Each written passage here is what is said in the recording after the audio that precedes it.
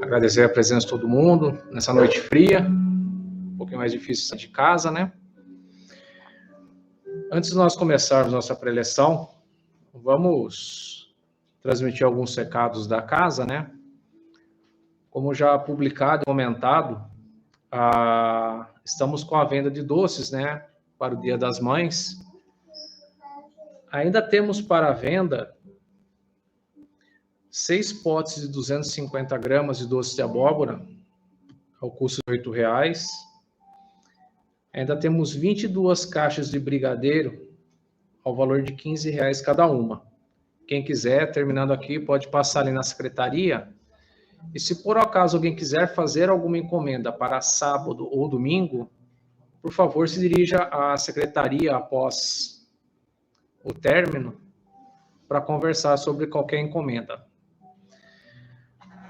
Outro recado que nós continuamos mensalmente é com a arrecadação de alimentos para o Grupo Caritas, que assiste as famílias cadastradas aqui na casa, que precisam.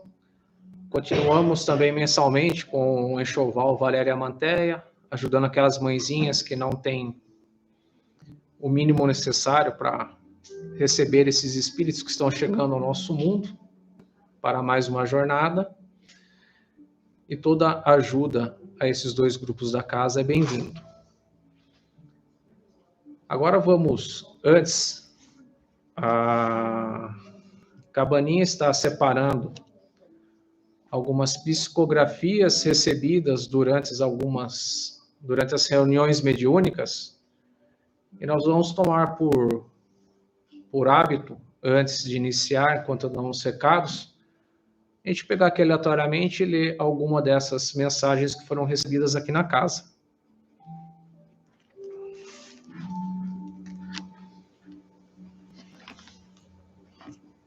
Essa mensagem foi recebida no dia 27 de outubro de 2021. Compelidos ao trabalho em favor do Cristo, vos convido, irmãos, a manterem-se firmes nos propósitos a que lhe foi confiado. Ninguém está aqui por pressão ou por imposição. Eu alcançarei determinado resultado. Então, sai daquela conotação de passividade. Jesus já morreu por nós, eu faço minhas orações, estou tranquilo. E já traz para nós essa responsabilidade de ação. Olha lá, tá vendo? O Adão que estragou. Estava funcionando, vocês viram? Estava funcionando antes, ele foi lá, curioso, mexeu. Enfim. Então, boa noite, pessoal que está em casa aí, caso esteja funcionando ao vivo. Então, essa é a introdução. A misericórdia, significado da palavra misericórdia. Eu gosto de trazer nas palestras o significado das palavras para a gente fugir do contexto religioso e realmente cruzar essas informações. Misericórdia, da origem latina. Misere, ter compaixão. Córdia, coração. Então, ter compaixão no coração. É um sentimento despertado pela desgraça ou pela miséria do próximo. Então, por uma dor muito forte que o próximo está passando, por uma desgraça ou por uma falta que ele esteja tendo naquele momento. Capacidade de sentir que a outra pessoa sente. Pode ser material ou espiritual. Então, a gente tem misericórdia pelo próximo, você tem aquele sentimento de compaixão por uma necessidade espiritual naquele momento ou material que aquela pessoa possa estar sentindo. É ter piedade, ser indulgente, que é o trecho da palestra de hoje, e praticar o perdão. Então, olha que complexo no sentido de interpretação. Imagina, então, na prática, a gente realmente exercer todas essas características. Naturalmente, se é você ter essa compaixão pelo próximo, é o oposto de raiva, de ódio e de vingança. E são coisas que se contrapõem até no significado. Acho que a mensagem, quando a gente quer já praticar ou trazer para nós essa questão da misericórdia, é justamente essa prática do amor em geral, que eu acho que foge, é o que escapa entre os nossos dedos nos dias de hoje. A gente se escora muito na nossa rotina, dentro dos nossos afazeres, e tudo vai ficando no segundo plano, principalmente escutar esse próximo ou tentar visualizar nesse próximo aquela necessidade, inclusive as nossas necessidades individuais. A gente entra numa rotina louca de hoje em dia, que o dia parece que tem 3 horas e a gente esquece de nós e principalmente de ver aquele próximo.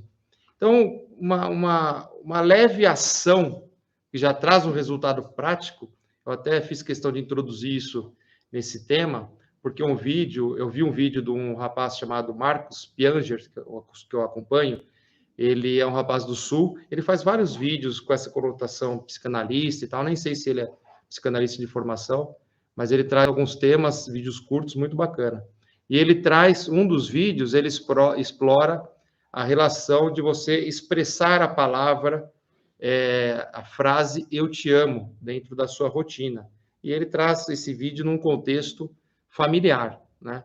Então, o impacto, e ele faz um estudo dentro da limitação dele, do resultado do "eu te amo" na vida.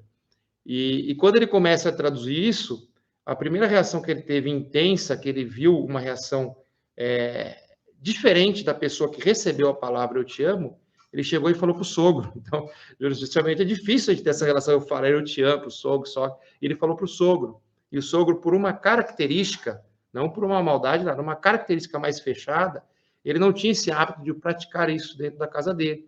E o sogro realmente ficou extasiado, diz que mudou a relação.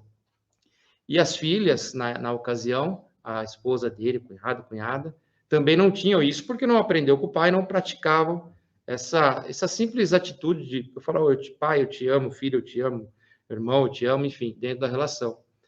E mesmo ele tentando introduzir, é tão forte essa expressão, essa frase, que ela tem tanto resultado espiritual e emocional de agregar na nossa vida, que mesmo ele introduzindo os filhos para com o pai e vice-versa, concluir o ciclo da vida, que o sogro desencarnou, e não conseguiram se falar, né, ou expressar essa palavra. Por que eu estou trazendo isso dentro do conceito de misericórdia?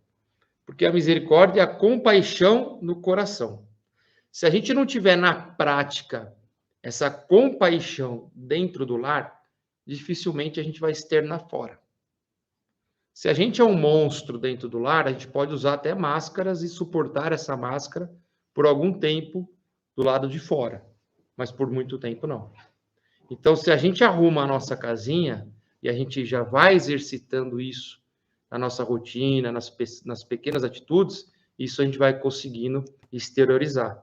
E não estou falando que obrigatoriamente teria que ser essa expressão "eu te amo", pode ser tantas outras, né, que demonstre o sentimento de carinho, de respeito, de amor, pode ser um abraço, pode ser um olhar, enfim. Aqui só foi um exemplo por causa do vídeo, inclusive eu revi esses dias. E aí dentro desse capítulo, nessa prática de misericórdia, tem que ter o perdão. Porque para você ter a compaixão pelo próximo, você vai ter que perdoar aquela falha. Como que você vai ter uma compaixão por um viciado, por exemplo, se você não compreende o porquê que ele caiu naquele vício? Como você vai ter compaixão, eventualmente, num político que fez N coisas erradas, se você não compreender minimamente por que ele cometeu aquele erro lá atrás? Então, olha, até numa brincadeira eu menciono, a gente arrepia. A gente já não consegue, porque a gente não consegue perdoar.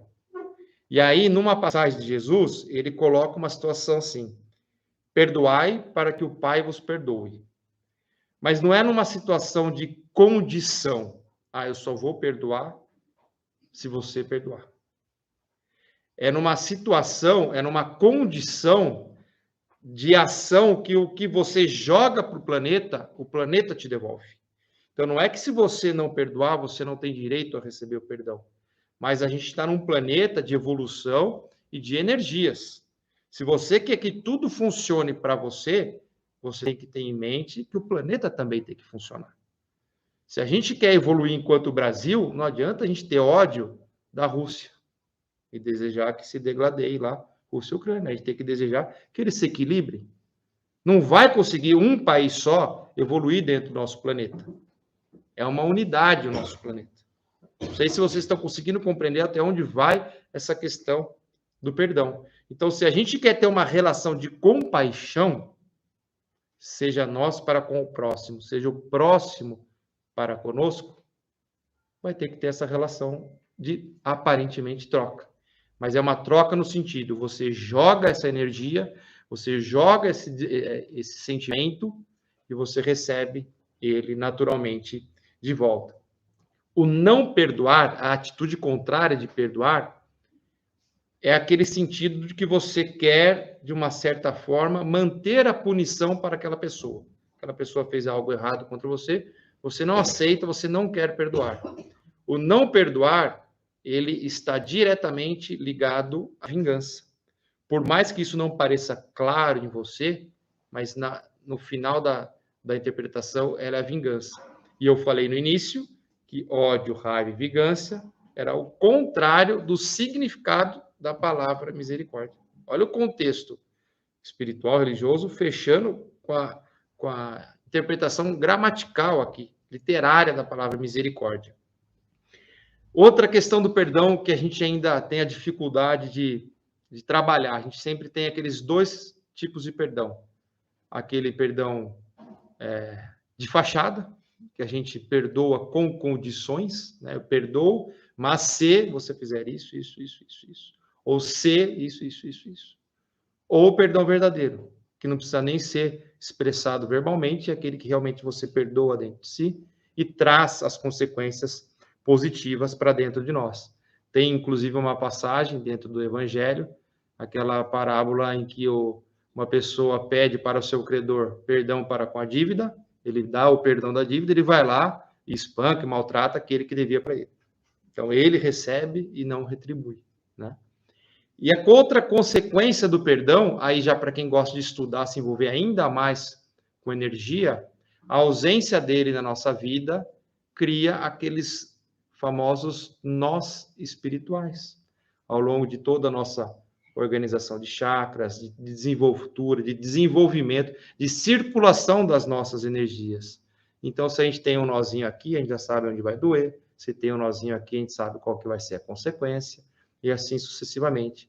Quando você já tem uma vida mais leve no sentido emocional, você está livre dessas amarras, a própria circulação espiritual, energética dentro de nós, ela já ocorre de uma maneira mais equilibrada e mais harmônica. E teria uma regrinha, se for assim para dizer, do passo a passo do perdão. Primeiro deles seria o arrependimento, é você compreender aquela situação, é você colocar no lugar do próximo para ver o porquê que aquilo aconteceu, para você ter esse processo educacional do arrependimento. No segundo ponto é a expiação, você já sentir o porquê daquilo. E a terceira, a reparação. Então, você teria esses 3 passos dentro da possibilidade de praticar o perdão. Aí, nesse capítulo, nessa relação de compaixão com o próximo, nós estamos trabalhando o perdão. E aí tem uma passagem daquela pessoa que vai lá levar a oferenda no altar, né, para os deuses, e é falado assim para ele: deixa a oferenda, vá e reconcilie-se com seu irmão. Porque ainda também dentro da nossa cultura religiosa, é muito mais fácil, é muito mais cômodo para nós nos escorarmos, nos escondermos dentro da estrutura religiosa que nos dá uma frágil, uma fictícia sensação de liberdade e de perdão. O que eu quero dizer? É muito mais fácil, por exemplo, eu vim aqui e só ouvir o evangelho e me sentir tranquilo, do que eu agir e ter em prática uma boa conduta. É muito mais fácil eu fazer uma promessa dentro da quaresma de não comer chocolate e cumpri-la fielmente, do que, de repente, eu perdoar a minha irmã que eu briguei dentro de casa. Então, a gente se escora ainda dentro do pragmatismo religioso como forma de enganar a nós mesmos e fugir dessa necessidade prática de pedir o perdão. Questão 661 do Livro dos Espíritos. Podemos utilmente pedir a Deus que perdoe as nossas faltas? Aí a resposta: as boas ações são a melhor prece.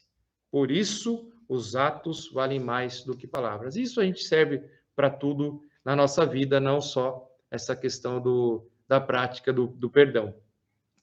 E dentro ainda da sequência do tema, também traz para nós a necessidade que temos de, por exemplo, diminuir o próximo, em vez de ter o sentimento de compaixão para efetivamente praticar a misericórdia, a gente tem a necessidade de diminuir o próximo até como uma figura psicológica de nos enaltecer. Então, com isso, a gente deixa de ver as travas dos nossos olhos e queremos tirar as travas dos olhos do próximo. O famoso tirar o argueiro e a trave do olho do próximo. Então, nessa sensação, poxa, então quer dizer que eu não posso auxiliar o próximo? É lógico, estamos aqui para auxiliar coletivamente um ao outro. Só que ainda a gente usa dessa ferramenta também como uma fuga dos nossos problemas para atacar o próximo. E nem sempre, ou talvez na maioria das vezes, não tem a pura e boa intenção nossa de ajudar.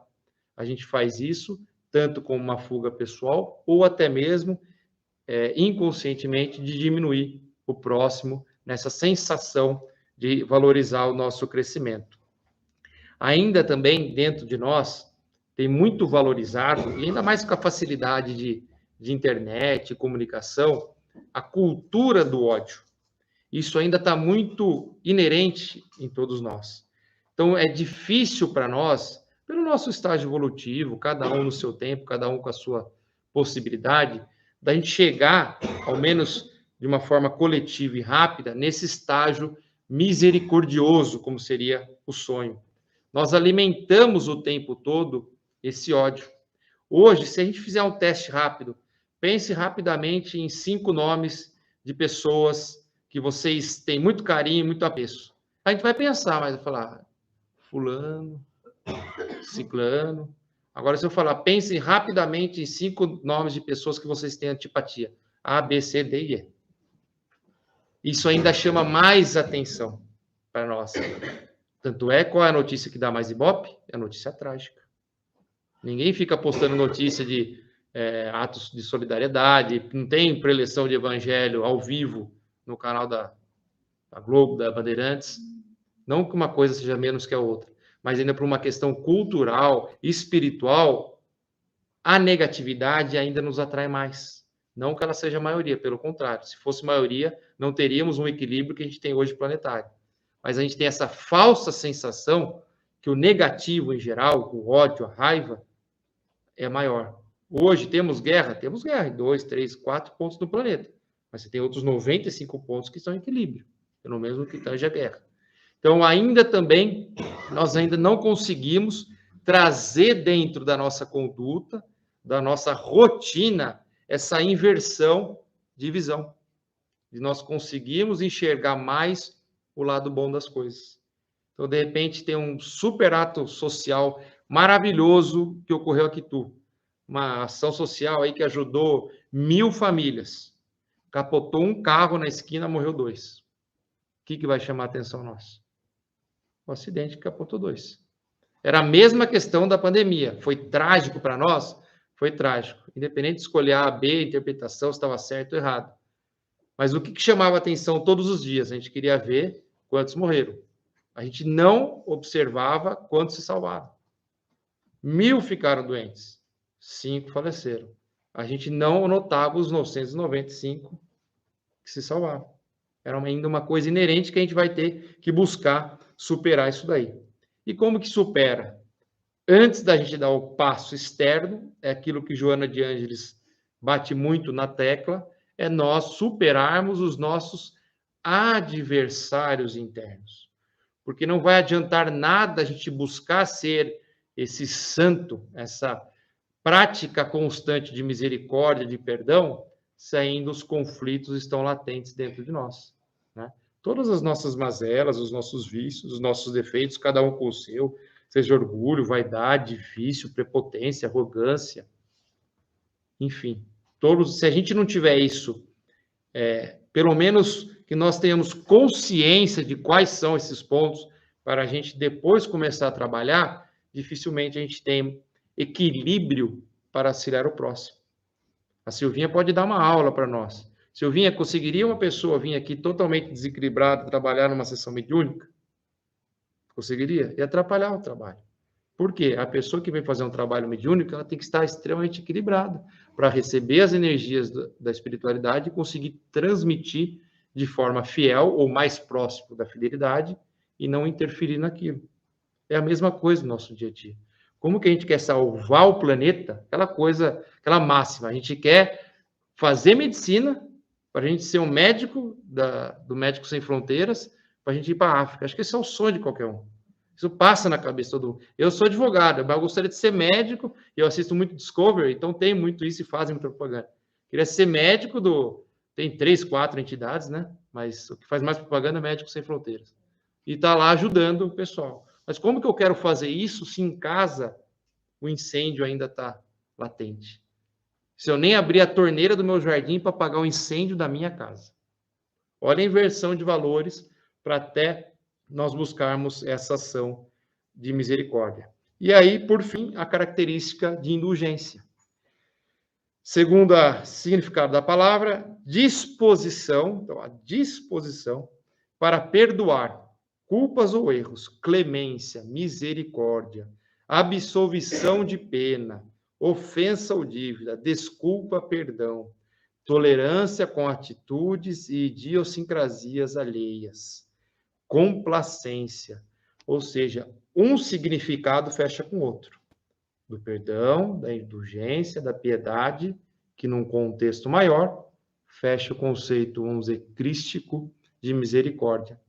Se a gente não vai compreender a atitude do próximo, cai na parábola da mulher adúltera.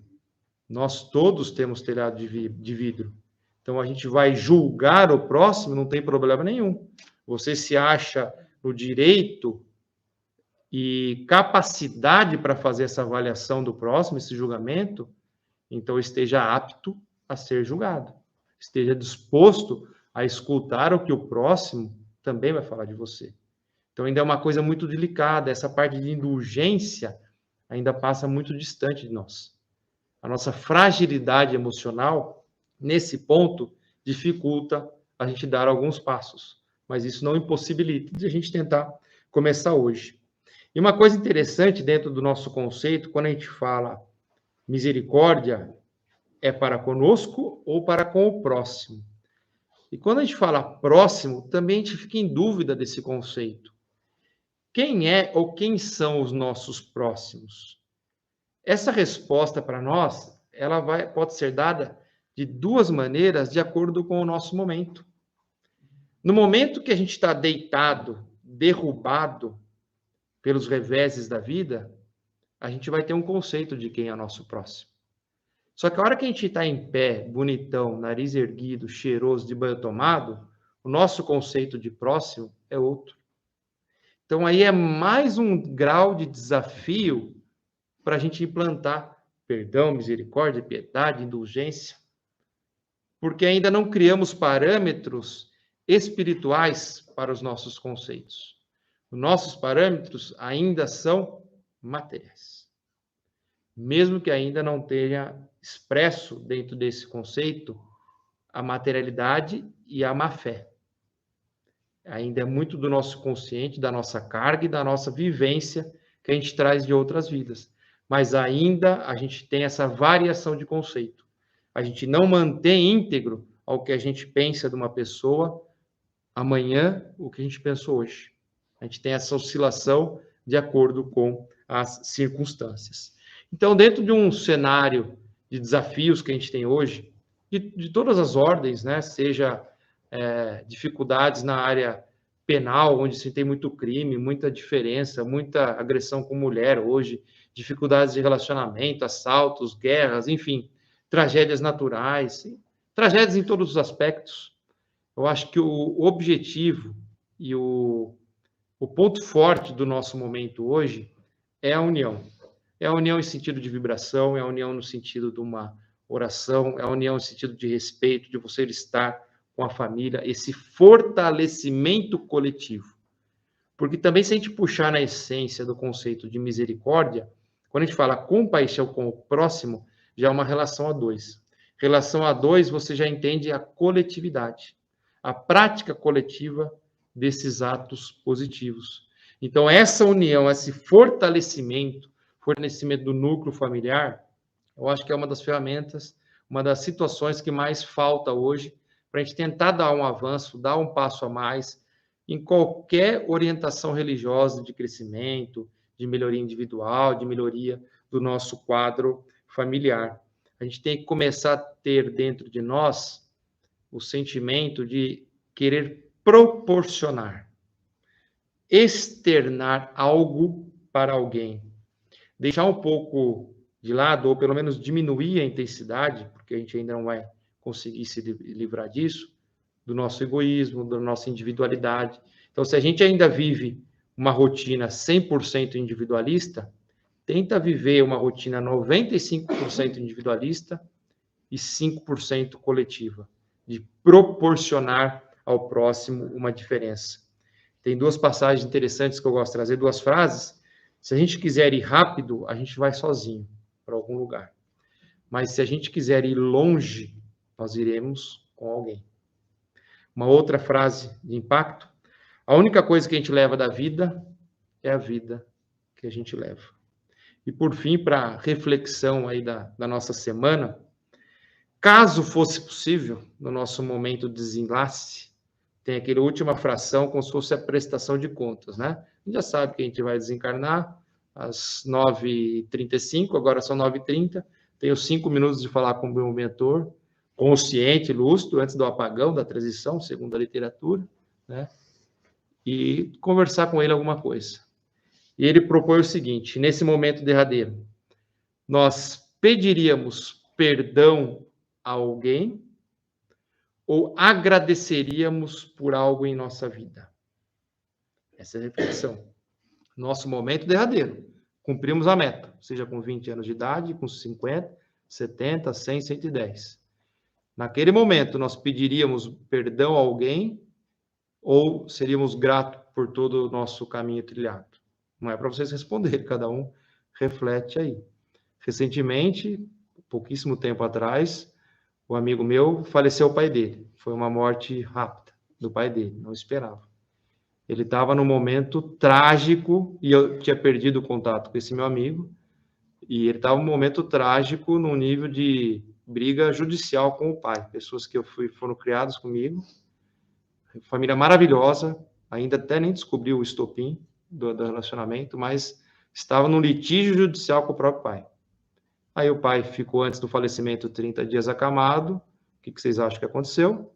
Ele ficou aos 30 dias ao lado do leito, já o pai inconsciente, por uma série de razões, né? Espiritualmente, com certeza, o pai captou as vibrações e eles terão provavelmente outras oportunidades para se acertar. Mas dentro desse exemplo, olhe para nós. Quantos acertos estão ficando para trás na nossa vida? Quantos? E tem vários.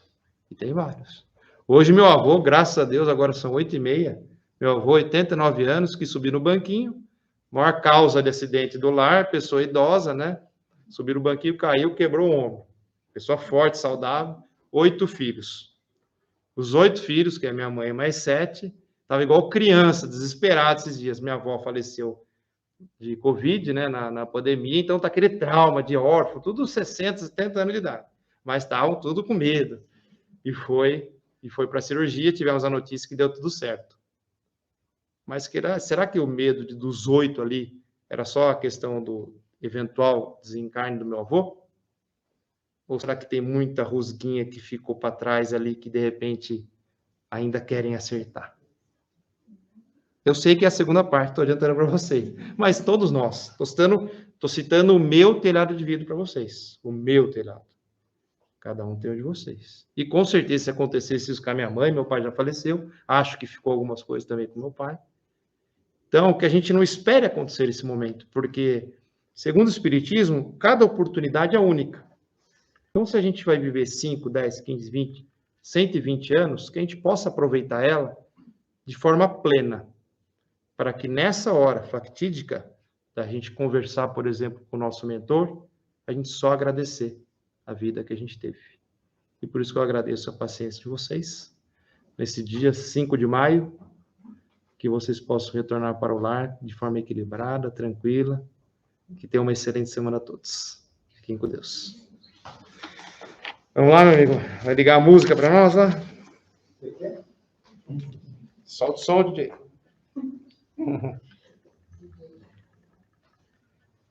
Rô, não pode deixar ele mexer no computador. Tava tudo em ordem, você deixou ele brincar ali, ele desligou. Não tem jeito. Paciência. Daqui a pouco vai subir no banquinho para mexer no quadro ali, já viu, né? Machucou meu avô.